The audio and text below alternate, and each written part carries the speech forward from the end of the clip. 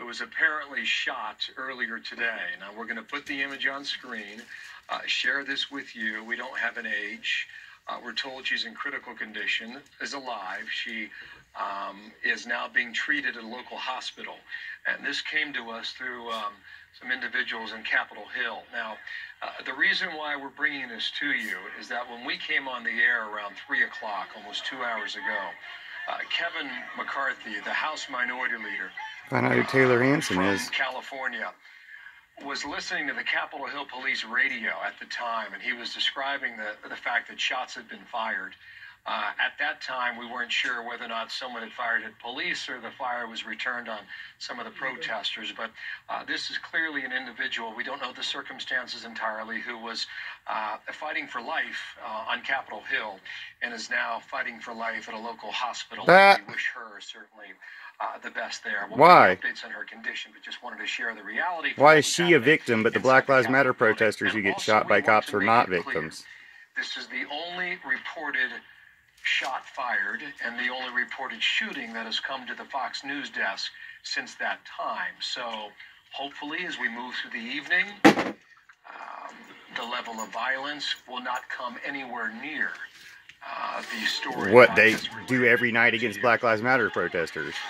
So Donna Brazil and Katie Pavlich, let's get some analysis. Those cops are just faking. They're not even trying to stop them. Washington, D.C. and what comes of the U.S. after we watch these images. That on screen, by the way, Donna, was the first video that was passed along to us when you had these barricades set up on the side of the Capitol building when some of the folks who came to Washington, D.C. to support President Trump had moved down the national lawn. Why do they have as many cops there as they have for like 100 Black Lives Matter protesters for hundreds and hundreds of people, thousands of Trumpers? Several people making their way inside the Capitol. Donna, I have not had you on yet today, so let's begin with you right now and your reflections at the moment.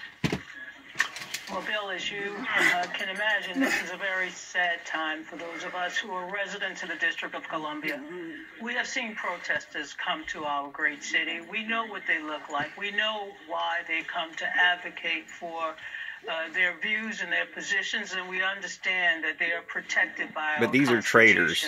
It's not protected speech, it's just treason to try to obstruct the election of a president.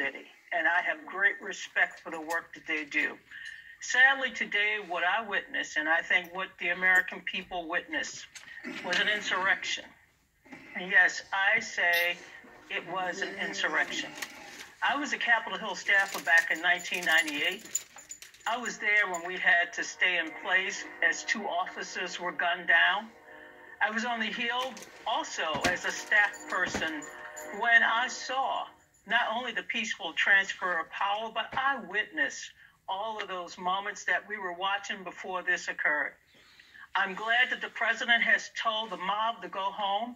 I am glad that he has finally stood up to those who are inciting this violence. Stood up to him. It is the work of all It's him. of us, not just the president and the president-elect, but all of us American Finger himself in the mirror. Understand at this moment, we deserve better.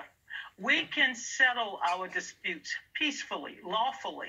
We can. But since you go ahead and gas and beat up Black Lives Matter protesters, maybe that can happen to these traitors too. President, because he is President Donald Trump. I called George W. Bush after that election in 2000, President George W. Bush. We don't settle. Call him Traitor Trump. Stop rambling on about how we can forgive them. Fuck them. All right, DC.